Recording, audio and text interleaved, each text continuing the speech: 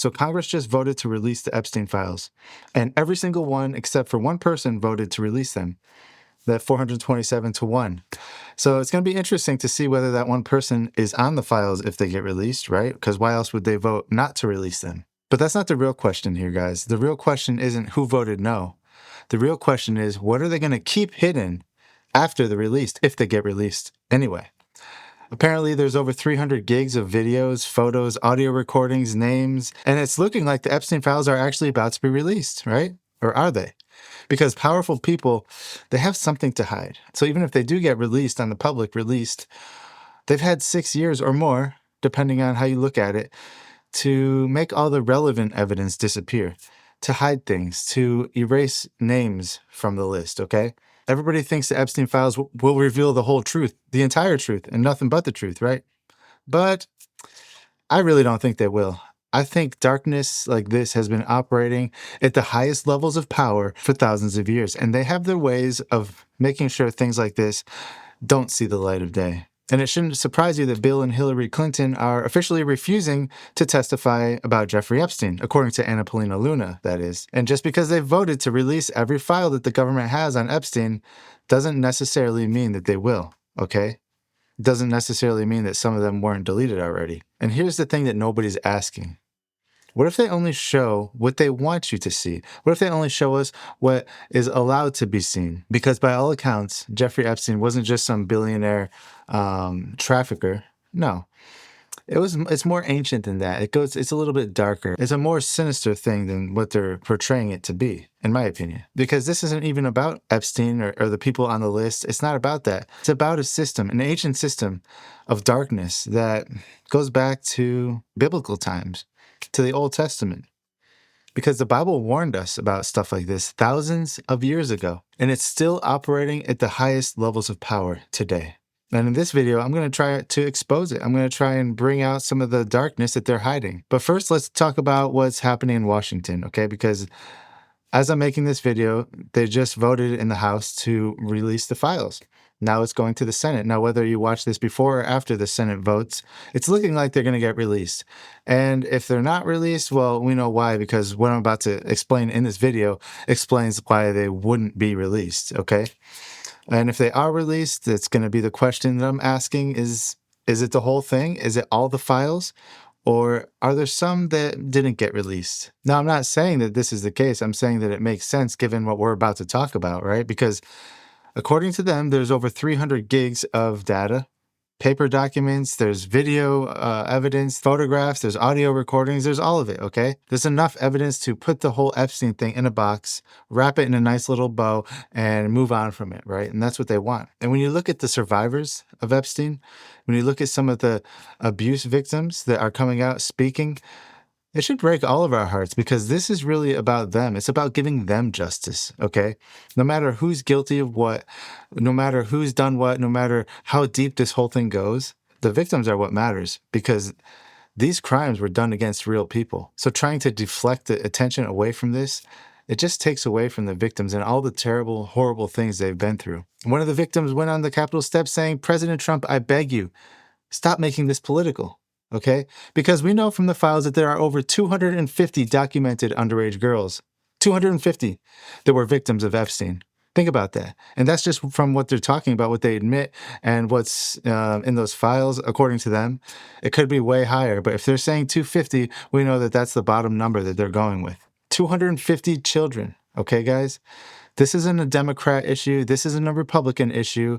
No, this is about exposing evil. This is about justice for them. And in order to stand with the victims, in order to do this, we need to understand something about this whole thing and something that most people don't know. And that is that it didn't start with Jeffrey Epstein, and it certainly will not end with him. It started in ancient Babylon. Thousands of years ago, after the flood of Noah, in a time when humanity was decimated by the flood and started to rebuild, in the plains of Shinar. And their king Nimrod said, "Let us build a tower that reaches heaven." This is biblical, people, okay? They built a tower, and there's a lot of interesting things that go along with Nimrod and his Tower of Babel. But let's just say, bottom line here is let's just say that this tower was so offensive to God. It was so terrible that he confused the languages of all the people in Babylon and scattered them across the world. The Bible says that God confused the languages of the people in Babylon, the people who were building the tower, the people who were associated with the tower, all these people in Babylon, he scattered them across the world so that they wouldn't have contact with each other anymore. And if they did, they wouldn't be able to talk to each other. Now, why? Could it be they were talking, what they were saying was so, it was so evil, it was so disruptive to the plan of rebuilding humanity that it had to be stopped once again? I think yes. Something strange happened before God scattered all the people of Babylon into different nations. Something dark, something evil, something that actually seems to correspond with what we're seeing right now with Jeffrey Epstein. Well, what could that be? Nimrod was the king of Babylon. The king of Babylon, who in the Septuagint says he became Gibor, a Gibborim, a Nephilim. So he did something, some sort of spell, some sort of technology they had in the Tower of Babel allowed Nimrod to transform into something else, into something not entirely human. And his wife, Semiramis.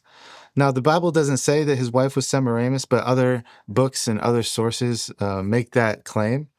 And if this is accurate, there's something very interesting here that really leads all the way up till today. And we're going to get into that in just a little bit. So according to these historians, Nimrod and Semiramis, they established something called the mystery religion of Babylon. The mystery religion. The Bible talks about this mystery religion, and it's basically a religion of black magic, of occult secrets, of hidden secrets, of evil things that happen in the shadows. And this religion, the mystery religion of Babylon, is only known to the initiated, to this elite priest class. Because according to some sources, this book specifically that I'm showing on the screen right now talks about this, basically lays out this whole system that Nimrod and Semiramis built. It was a system of priests, of this elite class of rich people, basically. They were told and they learned secret knowledge, secret rituals, and really dark things, dark black magic that came from before the flood. Semiramis had given birth to a son named Tammuz, and she was claiming that her son Tammuz was conceived by a sunbeam. And this started this mother-son ancient cult that spread across the ancient world. So over history, the names change. They always do. But the core of these beings, the core of these small g gods, these fallen angels, these entities, that whole thing stays. They just changed name, right? Because it was Semiramis and Tammuz, and then it went to Ishtar and Tammuz, and that's in Babylon. And then it went to Isis and Osiris in Egypt, and Venus and Cupid in Rome, Aphrodite in Greece. But, you get the picture. It's the same system. Same name, same system, different names. And at the heart of this system, this mystery Babylon system, okay, was something horrifying, something so dark, so disgusting that it was hidden. And it remains hidden to most people. It's the exact thing that Jeffrey Epstein was part of.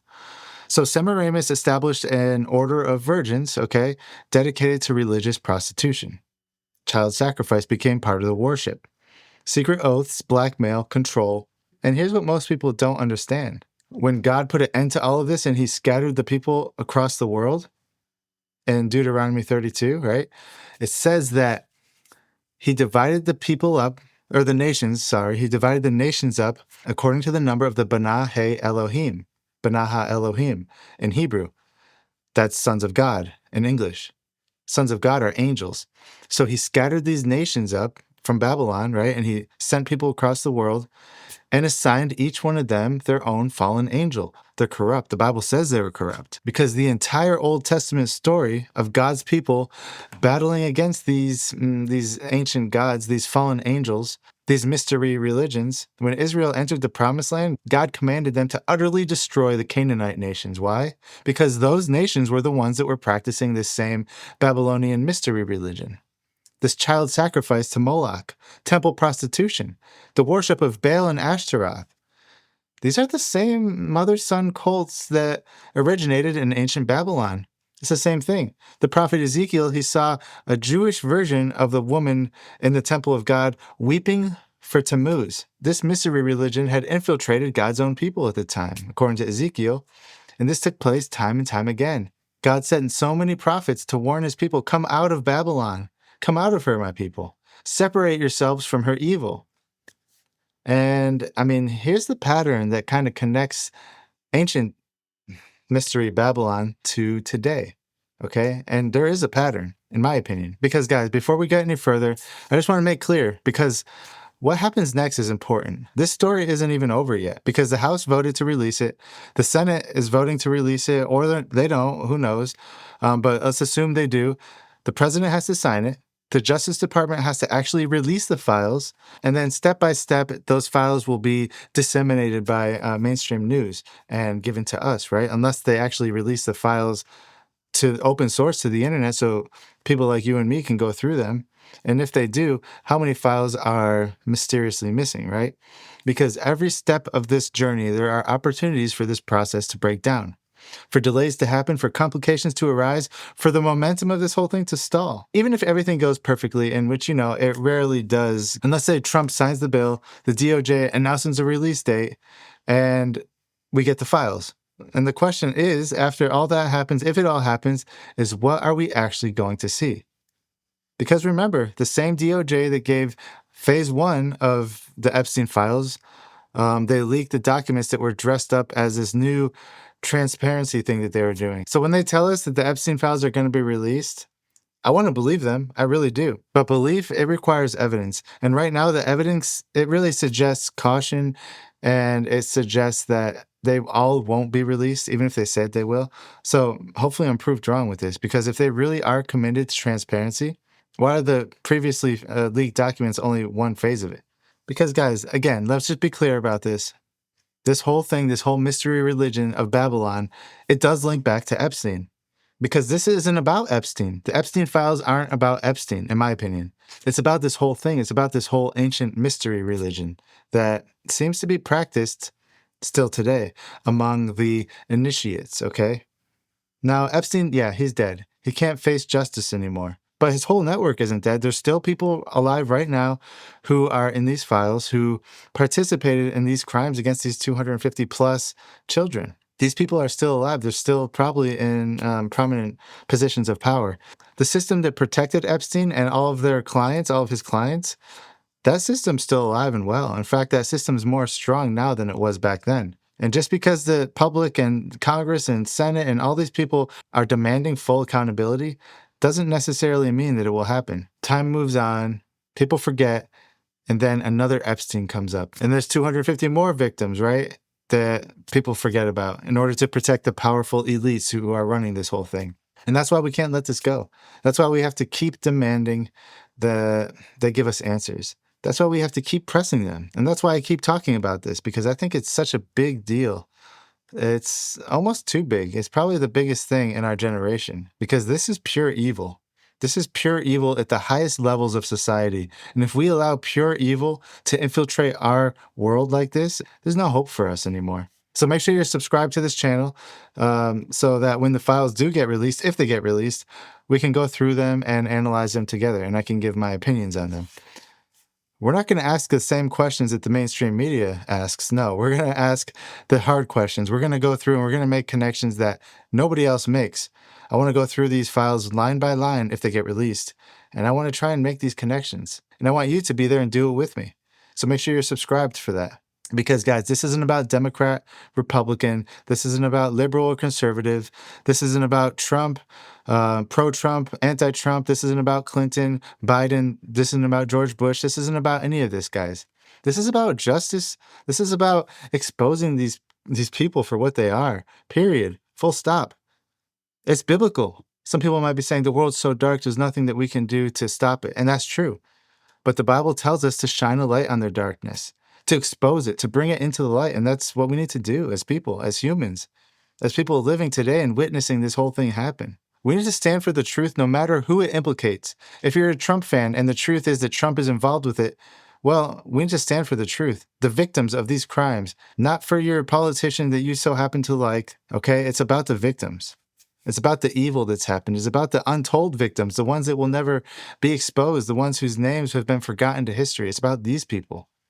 It's not about politics. No matter how powerful the people involved are, the light always defeats the darkness. And when I'm talking about light, I'm talking about Jesus Christ. And they know that too. They're scared of him. They're scared of his light.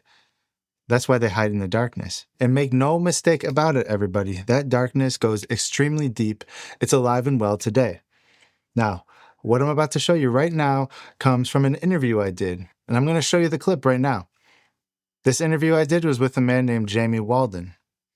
Jamie Walden has some firsthand experience working with some victims that kind of were in an Epstein-like environment. Now, this interview is way too hot for YouTube, so what I'm going to do is give you the light version of it. Let's just say the uncensored version is really, really dark. So listen to this interview that I did and see if you can draw any parallels to what we were just talking about and what's in the news right now. Because in my opinion, everything is connected. Human trafficking is a big deal, and obviously that's something that's near to me. Most people don't know, but the other family that's with us on the camp here in Colorado, actually the way we met was building a specifically child trafficking rehabilitation center in the Dominican Republic. And so that's everything from investigations to working with law enforcement or military personnel in country, outside of country, and then getting the girls and boys right, and then actually doing rehabilitation through the gospel. It takes years and years and years and years. It's a huge mess, right? We were told while we were down there that you better not dig too deep. This was in the Dominican Republic. They said because every single one of these leads to Washington, D.C. That's what we were told down there. And they said, you think it's about brothels and children, adults wanting to have. There's way worse things down here going on that you can't even. They actually said what the Dominican Republic is known for, which, by the way, think how close that is to Epstein Island. I mean, it's all right down there. They said what they specialize is in snuff camps. I don't even like talking about it. So the human trafficking thing is bigger than what people can even realize, and what most of Pollyanna Christians won't even look at. They won't even consider it. And I'm like, your king sees it all day long. How dare you stick your head in the sand to the reality of the horrors that are going on in the world around you, all over the place, in the house next door to you. How dare you, Pollyanna Christian? Your king is looking at it all day long, and he is so undone by it that he did something about it. He came and died so that somebody might have hope. That kid might have hope, that the abuser might have hope, that the trafficker might have hope, that the parent that gave their kid over to it for money might have, that somebody would have the hope of redemption. And you're going to shield your eyes from it? Are you kidding me? And so we actually were recently back down in the Dominican Republic in November because the other family, I won't use their names, they're down there for 8 years.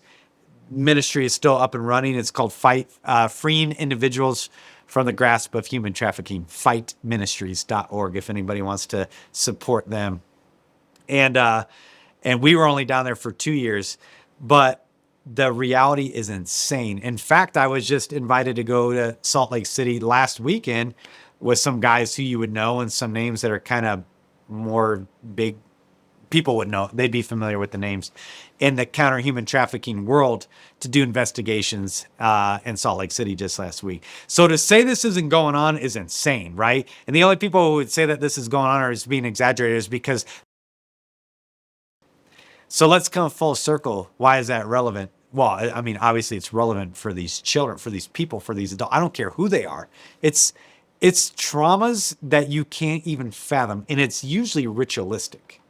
That's what people don't understand. This isn't just about pleasure. It is far beyond pleasure when you're operating at that level. Actually, pleasure is way down the totem pole. It's about power. It's about supernatural spiritual power. It's about tearing of veils. It's about fracturing. It's about fracturing spirits, fracturing souls. It's about rebuilding. It's about being God-like. But it comes full circle to Mystery Babylon.